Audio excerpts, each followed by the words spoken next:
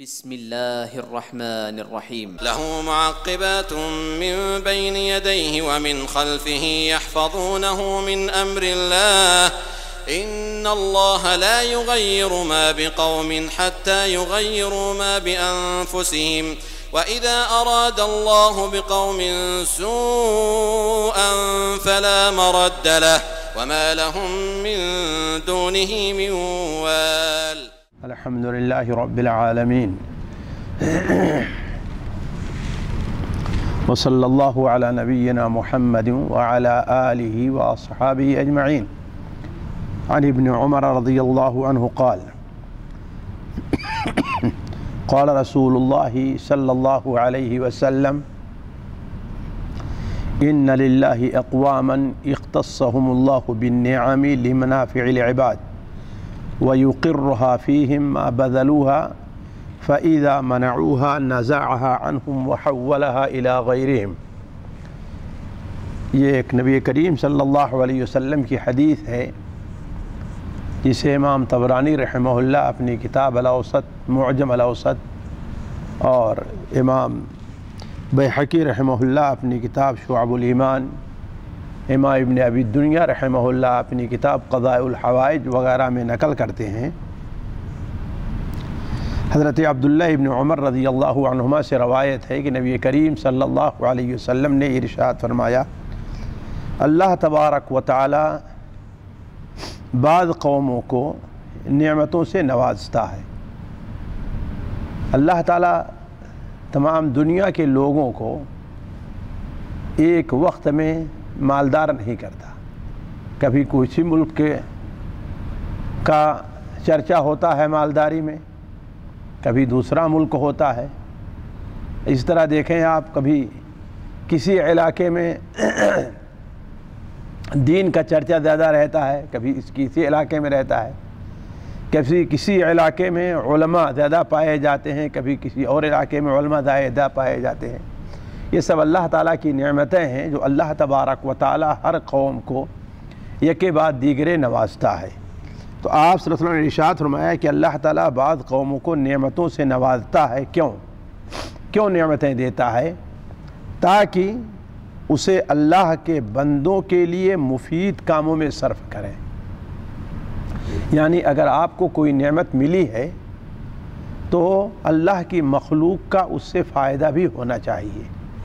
آپ کو اللہ تعالیٰ نے ایک منصب دیا ہے، ایک مقام دیا ہے، آپ کے خاندان کو اللہ تعالیٰ نے ایک اہمیت دی ہے، تو اس اہمیت کو اللہ کی مخلوق کی خدمت کے لیے آپ استعمال بھی کیجیے. تو اللہ تعالیٰ ان نعمتوں کو اس قوم میں اس وقت تک باقی رکھتا ہے جب تک وہ لوگوں کو اس سے فائدہ پہنچاتے رہتے، جب تک لوگوں کو اس نعمت سے فائدہ پہنچاتے رہتے ہیں. لیکن جب ان نعمتوں کو لوگوں سے روک لیتے ہیں تو اللہ تبارک و تعالیٰ ان نعمتوں کو ان سے چھین کر دوسری قوم کو دے دیتا ہے. ساتھیو، یہ ایک حدیث ہے نبی کریم صلی اللہ علیہ وسلم کی، جس کی تائید قرآن مجید کی متعدد آیات سے ہوتی ہے. اللہ تبارک و تعالیٰ نے اس دنیا میں جتنی نعمتیں دی ہیں لوگوں کو ان کا شمار نہیں ہے، ان کا شمار نہیں ہے. اور اس دنیا میں جو بھی نعمت ہے وہ صرف اور صرف اللہ کی دی ہوئی ہے، کسی اور کی نعمت نہیں ہے. بہت سی نعمتیں ہیں، اللہ تبارک و تعالیٰ ان نعمتوں کو بندوں کو بغیر ان کی کوشش کے اور بغیر مانگے دیتا ہے. بغیر ان کی کوشش کے اور بغیر، مثال کے طور پر خانہ کعبہ ایک نعمت ہے نا، یہ اہل عرب کی کوشش سے اہل عرب کو نہیں ملی ہے، یہ خالص اللہ تبارک و تعالیٰ کی نعمت ہے. عام ایک نعمت ہے، لیکن عام اور اس کی قسمیں جو ہند اور پاکستان، بنگلہ دیش یعنی متحدہ ہندوستان کو ملے، کسی اور کو نہیں ملی ہیں، تو یہ ان کی اپنی کوشش سے نہیں ہے. بعض علاقوں میں اللہ تعالیٰ بعض لوگوں کو خوبصورتی جو دے رہا ہے، لوگوں ظاہر اللہ کی نعمت ہے، وہ لوگوں کی اپنی نہیں کمائی ہوئی ہے. تو بہت سی نعمتیں اللہ تعالیٰ کی ایسی ہیں کہ اللہ تبارک و تعالیٰ اسے بغیر لوگوں کے طلب کے دیتا ہے. ہم ہیں، ہماری آنکھ ہے، ہمارے کان ہیں، ہماری زبان ہے، ہماری عقل ہے، یہ سب کچھ ہم نے اللہ تعالیٰ سے مانگا ہے کہ بغیر مانگے دیا ہے؟ بغیر مانگے دیا ہے اللہ تعالیٰ. یہ اللہ تعالیٰ کی سنت ہے کہ بہت سی نعمتیں انسان کو اللہ تعالیٰ دیتا ہے تو اس میں انسان کی اپنی دعا، اپنی کوشش، اپنی طلب کا کوئی دخل نہیں ہوتا. لیکن وہی نعمت جب اللہ تبارک و تعالیٰ چھینتا ہے تو اس میں خود عموماً انسان کے اپنے کردار کا دخل ہوتا ہے، اپنے انسان کے کردار کا دخل ہوتا ہے. تو اللہ تبارک و تعالیٰ اس دنیا میں جو نعمتیں ہمیں دیتا ہے اس سے کے مقابلے میں ہم سے یہ مطالبہ کرتا ہے کہ ہم ان نعمتوں کا شکریہ ادا کریں، ان نعمتوں کا شکریہ ادا کریں. وہ نعمت چاہے جو بھی ہو، وہ نعمت علم کی نعمت ہے، وہ نعمت مال کی نعمت ہے، وہ نعمت طاقت کی نعمت ہے، وہ نعمت عقل کی نعمت ہے، کوئی بھی نعمت ہے اللہ تعالیٰ نے آپ کو دیا ہے تو وہ آپ اللہ تعالیٰ کا شکریہ ادا کریں. لیکن شکریہ کیسے؟ شکریہ صرف زبان سے ادا نہیں کی جاتی، شکریہ زبان سے نہیں، بلکہ انسان اصل میں شکر جو ادا کرنا ہے اس کے 3 حصے ہوتے ہیں. سب سے پہلا مرحلہ ہے کہ انسان اپنے دل میں اسے یہ اعتراف ہو، دل اس پر مطمئن ہو کہ یہ ساری چیزیں کس کی دی ہوئی ہیں؟ اللہ تعالیٰ کی نعمت ہیں، اور کسی بھی اللہ تعالیٰ کی دی ہوئی نعمت کو وہ حقیر نہ سمجھے. دوسری چیز، زبان سے اس کا اعتراف بھی کرے، وَأَمَّا بِنِعْمَةِ رَبِّكَ فَحَدِّثْ، اللہ تعالیٰ کی جو نعمتیں ہیں ان کا اظہار کرو، انہیں بیان بھی کرو. اور تیسری چیز یہ ہے کہ اپنے عمل سے ثابت کرے کہ ہاں بھائی وہ اس نعمت کا شکریہ ادا کر رہا ہے. اللہ تعالیٰ نے ایک شخص کو بہت مال دیا ہے، بہت مال دیا ہے، دل سے مانتا ہے اور کہتا تو ہے، لیکن اپنے کپڑے سے، اپنے کھانے سے، اپنے پینے سے، اپنے خرچ سے، لوگوں کو دینے سے یہ ظاہر نہیں ہوتا کہ اس کے پاس یہ نعمت ہے، تو اس کا کیا فائدہ ہے؟ تو شریعت قبول کرتی ہے اسی نعمت کے شکریہ کو جس شکریہ کے اندر 3 چیزیں پائی جائیں، دل سے اس کا اقرار ہو، اور زبان سے، دل سے اس پر دل مطمئن ہو، زبان سے اقرار ہو، اور اپنے عمل سے اس کو ثابت کرے. اسی لیے اللہ تعالیٰ فرماتا ہے اعملوا آل داؤد شکرا، اے داؤد کی اولاد اعملوا، عمل کر کے شکر کرو، تو صرف زبان سے شکر ادا نہیں. تو اللہ تبارک و تعالی ہمیں جو بھی نعمتیں دیتا ہے ہم سے اس کے لیے مطالبہ کرتا ہے کہ ہم کیا کریں؟ اللہ تعالیٰ کی نعمت کا شکریہ ادا کریں. جس کا بدلہ کیا ہوگا؟ اس کے بدلے میں اللہ تبارک و تعالی ہمیں مزید نعمتوں سے نوازے گا. وہ نعمتیں دنیاوی بھی ہو سکتی ہیں، وہ نعمتیں اخروی بھی ہو سکتی ہیں، وہ نعمتیں دنیاوی بھی ہو سکتی ہیں، وہ نعمتیں معنوی بھی ہو سکتی ہیں، اور وہ نعمتیں مادی بھی ہو سکتی ہیں. وہ نعمتیں معنوی بھی ہو سکتی ہیں اور وہ نعمتیں مادی بھی. مثال کے طور پر ایک شخص ہے، اللہ تبارک و تعالی نے اسے مال دیا ہے، اللہ تعالی نے اسے علم دیا ہے.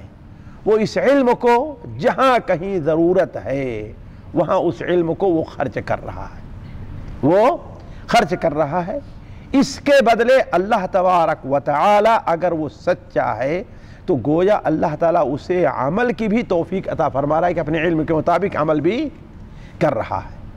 اسی لیے دیکھیں اللہ کے جتنے مخلص بندے ہیں وہ اپنے علم کے مطابق عمل بھی کرتے ہیں.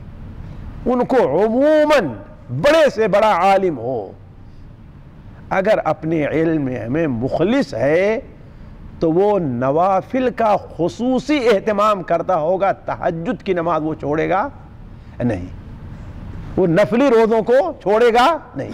لیکن جو اپنے علم میں مخلص نہیں وہ یہ چاہتا ہے کہ ہاں اس کے عوض میں اسے نام ہو. یا بدقسمتی سے آج ایک بار میں ایک پروگرام سن رہا تھا کہ بعض دعات دین کے کہتے ہیں کہ ان کے اکاؤنٹ میں اتنا پیسہ جمع ہو تب وہ کسی کے ہاں تقریر کی کیا ہے موافقہ دیں گے. یہ یعنی صورتحال یہاں تک پہنچ جائے جس طریقے سے ایک دنیا کا ڈاکٹر ہے کہ نہیں ہے, اسے اتنا دو تو وہ آپریشن کرے گا, نہیں تو نہیں کرے گا. تو ایسے جو علم ہے گویا لوگ ہیں گویا اللہ تبارک و تعالیٰ کی دی ہوئی نعمت کا شکریہ ادا نہیں کر رہے ہیں. تو اللہ تبارک و تعالیٰ جو نعمت دیتا ہے اور بندہ اس کا شکریہ ادا کرتا ہے تو اس پر اللہ تعالیٰ اس کے نعمت میں اضافہ کرتا ہے. یہ مادی طور پر بھی ہوگا, معنوی طور پر بھی ہوگا, دنیا میں بھی ہوگا اور آخرت میں بھی ہوگا. اللہ تعالیٰ اسی لیے فرماتا ہے قرآن مجید میں وقال ربکم نہیں وَإِذْ تَأَذَّنَ رَبُّكُمْ لَإِن شَكَرْتُمْ لَأَزِيدَنَّكُمْ. حضرت موسیٰ علیہ السلام نے اپنی قوم سے کہا تھا وَإِذْ تَأَذَّنَ رَبُّكُمْ, جبکہ تمہارے رب نے یہ اعلان کر دیا ہے, یہ واضح کر دیا ہے کہ لَإِن شَكَرْتُمْ لَأَزِيدَنَّكُمْ, اگر تم نے ہماری نعمتوں کا شکریہ ادا کیا تو ہم تمہیں کیا کریں گے, مزید دیں گے اور دیں گے. وَلَئِن كَفَرْتُمْ, اور اگر تم نے کفر کیا, نعمت کی ناشکری کی, تو میرا عذاب بڑا سخت ہے. گویا نعمت کی ناشکری کا دو بڑا نقصان ہوگا. ایک نقصان تو ہوگا کہ اللہ تبارک و تعالیٰ اس نعمت کو ہم سے چھین لے گا, جیسا کہ حدیث کے اندر بیان کیا گیا کہ اللہ تعالیٰ بہت سی قوموں کو ایسی نعمتوں سے نوازتا ہے, جب اس نعمت کو اللہ کی مخلوق کے لیے اللہ کے بندوں پر صرف کرتے ہیں تو اللہ تبارک و تعالیٰ اس نعمت کو باقی رکھتا ہے, اور جب اللہ تعالیٰ کے لیے صرف نہیں کرتے تو اللہ تعالیٰ اس نعمت کو باقی نہیں رکھتا. اگر آپ اس قرآن مجید کے اصول, اس حدیث میں جو اصول اس کو دیکھیں اور تاریخ کے اوپر نظر کریں تو آپ کو اس کی مثالیں ماضی میں بھی ملے گی, حال میں بھی ملے گی. ماضی میں آپ دیکھیں قرآن مجید میں ایسے واقعات اللہ تعالیٰ نے ذکر کیے ہیں.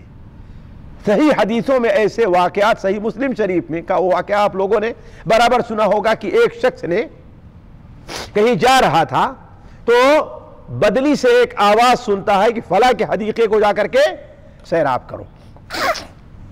قصہ بار بار سنا ہے آپ نے, ہے کہ نہیں؟ آخر کیوں؟ اس لیے کہ وہ بندہ جو کچھ اس زمین سے نکلتا تھا اسے 3 حصوں میں تقسیم کر دیتا تھا. ذرا دیکھیں, اپنے بال بچوں کے لیے صرف ایک حصہ رکھ رہا ہے, ذرا سوچیں آپ. 3 حصوں میں تقسیم کرتا تھا, ایک اپنے بال بچوں کے لیے اور ایک دوبارہ زمین کی خدمت کے لیے, اور تیسرا حصہ غریبوں اور مسکینوں میں تقسیم کرتا تھا. جس کا نتیجہ کیا نکلا, سارے علاقے کے کھیت سوکھے ہوئے ہیں لیکن اللہ تبارک و تعالیٰ اس کے کھیت کو پانی دے رہا. اللہ تبارک و تعالیٰ نبی کریم صلی اللہ علیہ وسلم جس قوم کے اندر بھیجا تھا, قریش کے لوگوں کو اللہ تعالیٰ نے کتنی نعمتوں سے نوازا تھا. اس سے بڑی نعمت اور کیا ہوگی کہ اللہ تبارک و تعالیٰ کا وہ گھر جو توحید کے لیے بنایا گیا, سب سے پہلا گھر دنیا میں عبادت کے لیے, ان اول بیت وضع للناس للذی ببکہ, سب سے پہلا گھر عبادت کے لیے جو بنایا گیا اس روئے زمین پر کون ہے؟ وہ ہے جو مکے میں, جہاں پر 1 رکعت نماز کا ثواب اللہ تعالیٰ کتنا دے رہا ہے؟ 1,00,000 رکعت دے رہا ہے. اتنا عظیم گھر, یہ اللہ کی نعمت نہیں تھی؟ ساری دنیا پورے عرب کے اندر قتل و غارت گری کا بازار گرم رہتا تھا. یتخطف الناس من حولہم, ان کے ارد گرد سے لوگ اچک لیے جایا کرتے تھے, لیکن مکے کے اندر کوئی لڑائی نہیں ہوتی تھی, حتیٰ کہ اس گھر میں جو آدمی آ جائے اسے اس کا دشمن بھی چھوتا نہیں تھا. مکے میں کوئی کھیتی نہیں ہوتی تھی, لیکن آج دیکھیں دنیا کا ہر پھل, آج ہی نہیں ہمیشہ سے وہاں پر ہر دنیا کا پھل پایا جا رہا ہے. جیسے حضرت ابراہیم علیہ السلام دعا کی یجبا الیہم ثمرات کل شیء, اسی لیے اللہ تعالیٰ مکے والوں پر اپنا یہ احسان کیا جتایا ہے, اطعمہم من جوع وآمنہم من خوف. اللہ تعالیٰ انہیں بھوکا نہیں رکھا ہے, اگرچہ یہاں پر کھیتی نہیں ہے, کوئی یعنی آمدنی کا کوئی اور ذریعہ نہیں, اس کے باوجود اللہ تعالیٰ کیا ہے؟ اطعمہم من جوع, انہیں بھوک سے کھانا کھلایا ہے، وآمنہم من خوف، اور انہیں خوف سے امن میں رکھا ہے۔ سارے دنیا مکے سے چند کلومیٹر آگے جائیں، قتل و غارت گری کا بازار گرم ہے، لیکن وہاں پر نہیں ہے۔ اس سے بڑی نعمت اور مکے والوں کو کیا ہوگی کہ ساری دنیا کے لوگوں کی سرداری اللہ تعالیٰ نے عطا کی، کہ خانہ کعبہ جو اللہ تعالیٰ کا گھر ہے اس کی ذمہ داری، اس کا کھولنا، وہاں پر لوگوں کو حج کس کا کام تھا؟ یہ مکہ کے قریش کا تھا، ہے کہ نہیں؟ اور اس سے بڑی نعمت کیا ہوگی کہ آخری نبی جو اللہ تعالیٰ کا سب سے پیارا نبی ہے، جو رحمت اللہ عالمین بن کر کے آیا، وہ کہاں آیا؟ جی مکے میں آیا۔ لیکن جب مکہ کے لوگوں نے ان نعمتوں کی قدر نہیں کی، جو اللہ کے مہمان آئے انہیں تنگ کرنا شروع کیا، انہیں تنگ کرنا شروع کیا، جس کو چاہتے خانہ کعبہ میں داخل کرتے، اور جس کو چاہتے وہ چڑھنا چاہتا تو سیڑھی کھینچ لیتے، وہ بیچارہ نیچے آ جاتا، وہ خانہ کعبہ میں داخل نہ ہونے پائے۔ گویا اپنی دادا گیری اور اپنی جیسے برہمنوں کا جو حال ہے وہی کچھ کرنا شروع کیا۔ اللہ تعالیٰ نے اس گھر کو توحید کے لیے بنایا تھا، تو وہاں پر کیا کیا انہوں نے؟ 360 بتوں کو لا کر کے رکھ دیا، 360 بتوں کو لا کر کے رکھ دیا۔ وہاں اس گھر کو امن کا شہر بنایا تھا اللہ تعالیٰ نے اس شہر کو، تو وہاں اللہ تعالیٰ کا نام لینے والے، کلمہ پڑھنے والے بندوں کو اس گھر میں نماز پڑھنے کی اجازت نہیں دیتے تھے۔ نبی کریم صلی اللہ علیہ وسلم جیسی نعمت ملی، لیکن آپ صلی اللہ علیہ وسلم کے اوپر ایمان لانے کے لیے تیار نہیں ہوئے۔ اس کا نتیجہ کیا نکلا؟ نتیجہ کیا نکلا؟ اولاً تو اللہ تبارک و تعالی نے، آپ نے دیکھا بدر کے میدان میں کس طریقے سے وہ ڈھیر ہوئے، 70 آدمی ان کے قتل ہوئے اور 70 آدمی ان کے شہید کر دیے گئے۔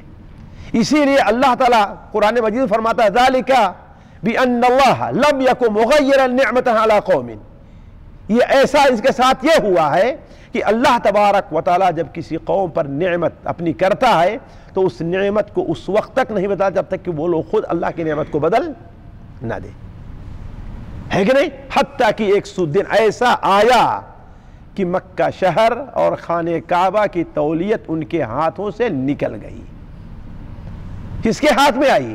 نبی کریم صلی اللہ علیہ وسلم کی۔ وہ بلال جنہیں وہ لوگ مکے کی گلیوں میں ان کے گلے میں رسی باندھ کر کے گھسیٹا کرتے تھے، اللہ تعالیٰ نے اسی کمزور اور مجبور بندے کو وہ مقام دیا کہ خانہ کعبہ کی چھت پر چڑھ کر کے اللہ کا نام بلند کر رہا ہے۔ تو کہنے کا مطلب یہ ہے کہ ذالک بأن اللہ لم یک مغیرا نعمۃ انعمها علی قوم حتی یغیروا ما بانفسہم، یہ اہل مکہ کے ساتھ یہ انجام اس لیے ہوا ہے، وہ قتل اس لیے کیے گئے، ذلیل اس لیے کیے گئے، رسوا اس لیے کیے گئے کہ اللہ تعالیٰ جب نعمت دیتا ہے تو اللہ تعالیٰ وہ نعمت کسی سے اس وقت تک نہیں چھینتا جب تک کہ وہ لوگ خود اس نعمت کی ناقدری کرنا شروع نہ کر دیں، اللہ کا شکر نہ ادا کریں۔ ساتھیوں، یہ بات آج ہم نے آپ کے سامنے کیوں رکھی ہے؟ اس کی ایک بہت بڑی وجہ ہے۔ آپ جانتے ہیں کہ اللہ تبارک و تعالی نے متحدہ ہندوستان میں، جہاں پر آج ہندوستان، پاکستان اور بنگلہ دیش مکمل ہے، اللہ تعالیٰ نے اس ملک کی حکومت مسلمانوں کو دی، وہاں پر مسلمانوں کی حکومت رہی نا۔ لیکن جب مسلمانوں نے حکومت کا جو حق ہوتا ہے کہ اللہ کے احکامات نافذ کیے جائیں، اللہ کے دین کی تبلیغ کی جائے، اللہ تعالیٰ کی مخلوق کو امن اور چین سے رکھا جائے، جب اس حکومت کو انہوں نے اپنی شہوت رانیوں اور خواہشات کے پوری کرنے کا ذریعہ بنایا تو اللہ تبارک و تعالیٰ نے انہیں ان سے چھین لیا۔ اسی لیے اکبر شاہ رنگیلا جو بادشاہ تھا یا کسی اور مغل بادشاہ نے کیا کہا تھا کہ میرے اعمال کی نتیجہ ہے، یہ بد انجامی ہے کہ صورت نادر گرفت، صورت نادر بادشاہ عبدالی شاید ہے جو افغانستان سے لگا تھا اور آ کر کے اس دلی کو اجاڑ کر کے رکھ دیا تھا اس نے، نادر شاہ نے۔ تو اس نے اس وقت کیا کہا تھا کیا ہے شومیہ اعمال ما صورت نادر گرفت، یعنی اسے کوئی جملہ کہا تھا کہ ہمارے اعمال کی، ہماری بدعمالی ہے جس کا انجام کیا ہوا، نادر کی صورت اس نے اختیار کر لیا ہے۔ تو اسی طریقے سے اللہ تبارک و تعالیٰ نے جو اصل میرے کہنے کا مقصد، اللہ تعالیٰ نے آج ہندوستان میں ہے یا پاکستان میں ہے، مسلمانوں کو یہ آزادی دی ہے کہ وہ دین کے کام کے اوپر مکمل طور پر عمل کریں، بالخصوص ان کے جو پرسنل لا ہوا کرا جسے سول کوڈ کہا جاتا ہے، اس سلسلے میں انہیں مکمل آزادی تھی، لیکن مسلمانوں نے اس آزادی سے فائدہ نہیں اٹھایا، اس آزادی سے فائدہ نہیں اٹھایا۔ آج نکاح اور طلاق کا مسئلہ ہے، ہمارے یہاں چاہے ہندوستان میں ہے یا پاکستان میں ہے، وہاں پر شرعی احکام نافذ نہیں ہے، شرعی جو مسئلہ ہے وہ نافذ نہیں ہے۔ مثال کے طور پر ایک عورت، ایک لڑکی ایک لڑکے کو لے کر کے بھاگتا ہے اور جا کر کورٹ میں اپنی شادی کر لے رہا ہے، باپ روتا اور ماں روتی پھرے، ظاہر بات ہے شریعت کے خلاف ہے۔ شرعی طور پر ہے کہ ولی کی اجازت ہونی چاہیے اور گواہ ہونا چاہیے، ہے کہ نہیں؟ بہت رائے کیا ہمارے پاکستان میں، تو کیا کیا کہ ہاں بھائی جاؤ کسی قاضی کو بلا کر کے لے آؤ، اگر دونوں بالغ ہیں تو ان کا نکاح پڑھا دو، یہ تو مسئلے کا حل ہے نہیں، اس کا ولی کہاں گیا؟ اس طریقے سے گویا لڑکیوں کو آپ نے یہ اجازت دے دی کہ ہاں وہ اپنے گھروں سے بغاوت کر کے جس کے ساتھ چاہیں نکلے، رنگلیاں بنائیں اور آ کر کے اپنے اس برے کام کو جواب دینے کے لیے کیا کریں، وہ کورٹ میں جا کر کے اپنا ظاہری طور پر نکاح کر لیں، ورنہ اصل مقصد کیا ہے؟ گھر سے بغاوت ہے۔ تو کہنے کا مطلب کہ بڑی آزادی تھی، لیکن ہمارے لوگوں نے اس کی قدر نہیں کی۔ آج ہماری بہن کو اگر طلاق ہو جائے، اس کے لیے ظاہر شرعی اصول ہے، اگر حق بجانب ہے طلاق دینے پر تو عورت اپنی مہر کی حقدار ہوتی ہے یا عدت کے ایام میں کس چیز کی حقدار ہوتی ہے؟ وہ نان اور نفقہ کی یا سکنا کی۔ لیکن ہماری کورٹوں میں چلا جائے تو کیا ہے؟ یہ ہوتا ہے کہ جب تک اب دوبارہ شادی نہ کرے پہلے شوہر پر اس کا پورا خرچ رہے گا۔ یہ کس مگر تو یہ چیز ہمارے ہاں کیوں پیدا ہوئی کورٹوں کے اندر؟ اور بلکہ اب ہمارے یہاں الگ الگ قسم کی سختیاں جیسے آج ہمارے ہندوستان کے اندر ہے، آپ لوگ دیکھ رہے ہیں یکساں سول کوڈ کا مسئلہ چل رہا ہے۔ آخر یہ موقع حکومت کو کس نے دیا ہے؟ ہم ہی نے دیا ہے نا۔ آج اگر ہمارے کیس کورٹ کے اندر نہ گئے ہوتے، آپ دیکھیں کتنی عورتیں ہیں جن کے طلاق کے اور نکاح کے اور میراث کے یہ کیس کہاں جا کر کے پڑے ہوئے ہیں؟ کورٹوں میں پڑے۔ کیوں بھائی؟ تمہاری شریعت میں اس کا مسئلہ حل نہیں ہے؟ مفتی کے پاس جاؤ، مولوی کے پاس جاؤ، ٹھیک ہے، پوچھو اس کا کیا مسئلہ ہے، شریعت کا جو حکم ہے اس کو تم قبول کر لو۔ لیکن جب تم نے اسے قبول نہیں کیا، یہ تمہیں نعمت ملی تھی۔ آج ہندوستان میں جہاں پر مسلمان کہیے کہ اقلیت میں ہے، وہاں بھی انہیں نعمت ملی ہوئی تھی، انہیں بھی یہ نعمت ملی ہوئی تھی کہ وہ اپنے پرسنل لا کے بارے میں آزاد ہے، انہیں ایکسٹرا سول کوڈ ضرورت نہیں۔ لیکن مسئلہ ہوتا ہے تو خود پڑھے لکھے لوگ اپنے معاملات کو لے کر کہاں جاتے ہیں؟ کچہری میں جایا کرتے ہیں۔ بھائی ٹھیک ہے، قتل کا مسئلہ ہے، فوجداری کا مسئلہ ہے، یہ مسئلے آپ کورٹ میں لے کر کے جائیے، لیکن نکاح کا ہے، طلاق کا ہے، میراث کا ہے، یہ کسی کورٹ کی ضرورت نہیں شریعت میں۔ اور نہ وہاں کی گورنمنٹ آپ کو مجبور کرتی تھی اب تک۔ مجھے یاد آیا یہ 1978 یا 1979 کی بات ہے۔ ایک بات میں آپ سے یہ کہوں کہ انسان خود مسلمان، بعد ایسی جو سختیاں ان کے اوپر آتی ہیں اس کا ذمہ دار خود مسلمان ہوا کرتا ہے، خود مسلمان ہوتا ہے۔ 1900 اس وقت میں مئو آئمہ میں تھا اور نیا فارغ ہو کر کے آیا تھا۔ اخبارات میں ایک بڑی خبر اڑ رہی تھی، کیرلا میں کسی پولیس نے کیس کر دیا تھا کہ اسے داڑھی رکھنے کی اجازت دی جائے۔ کیوں؟ اس لیے کہ ہمارے مسلک میں ہے، اور آپ جانتے ہیں کہ ہندوستان کے قانون میں صرف سکھوں کو داڑھی رکھنے کی اجازت ہے، اور صرف یہی نہیں کہ داڑھی رکھنے کی، انہیں داڑھی کے لیے تیل کنگھی تک سپلائی ہوتی ہے۔ اور خود ایک پولیس، جن زمانے میں ہم پڑھا کرتے تھے فیض عام میں، بہار کے علاقے سے ایک پولیس والا آیا کرتا تھا، وہ ماشاءاللہ ایسی اس کی داڑھی ہے، وہ کہتا تھا کہ میں کیس لڑا اور اپنے یہاں کیس جیت گیا۔ تو اب گورنمنٹ کی طرف سے ہمیں تیل بھی مہینے میں ملتا ہے اور کنگھی کرنے کے لیے داڑھی میں کنگھی کا پیسہ بھی ملتا ہے۔ خود اس نے بتایا ہم سے، یہ مجھے ابھی تک اچھی طریقے سے یاد ہے، ایسا لگتا ہے کہ وہ میرے سامنے بیٹھا ہوا ہے۔ یہ 1973 74 کی بات ہے، 72 کی بات ہے، یعنی اتنی سہولت، لیکن مسلمانوں نے اس کا فائدہ نہیں اٹھایا۔ اسلام داڑھی چھلانے کو حرام قرار دیتا ہے، لیکن آج مسلمانوں میں کتنے لوگ ہیں جو داڑھی رکھتے ہیں؟ 5% بھی آپ کو نہیں ملیں گے۔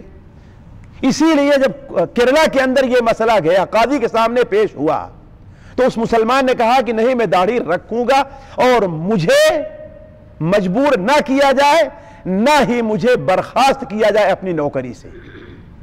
لیکن قاضی نے کیا کہا کہ میں کیسے معلوم تمہارے مذہب میں داڑھی ہے؟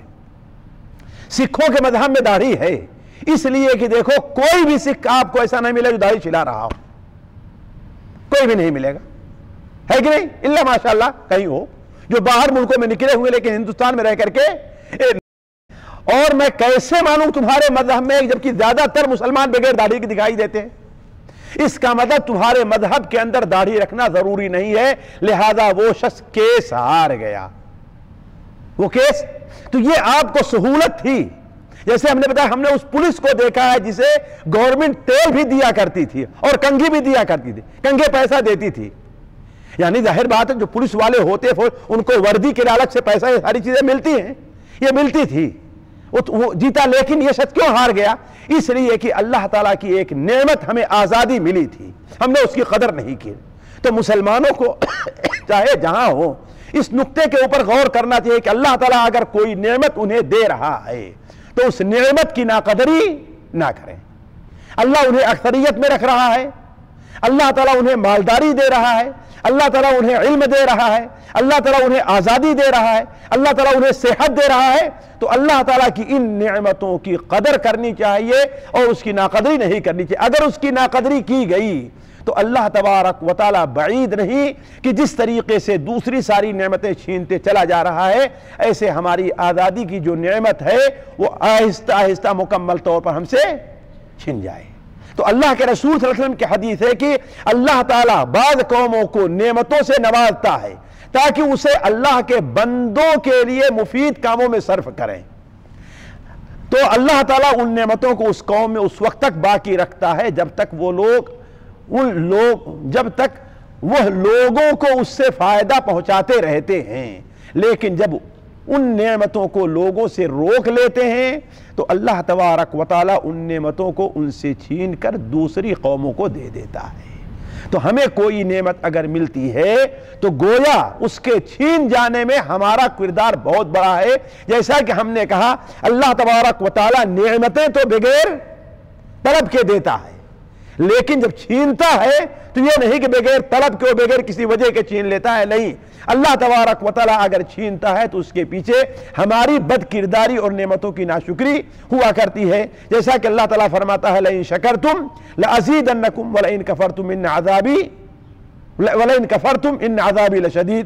اللہ تبارک و تعالیٰ سے دعا ہے کہ اللہ تعالیٰ ہمیں اور آپ کو نعمتوں کی قدر کرنے کی توفیق عطا فرمائے۔ اللہ تعالیٰ ہم میں جو بھی نعمت عطا فرمائے اللہ تعالیٰ ہمیں اس کے مطابق عمل کرنے کی توفیق دے۔ سبحانک اللہم و بحمدک، اشہد ان لا الہ الا انت، استغفرک و اتوب الیک۔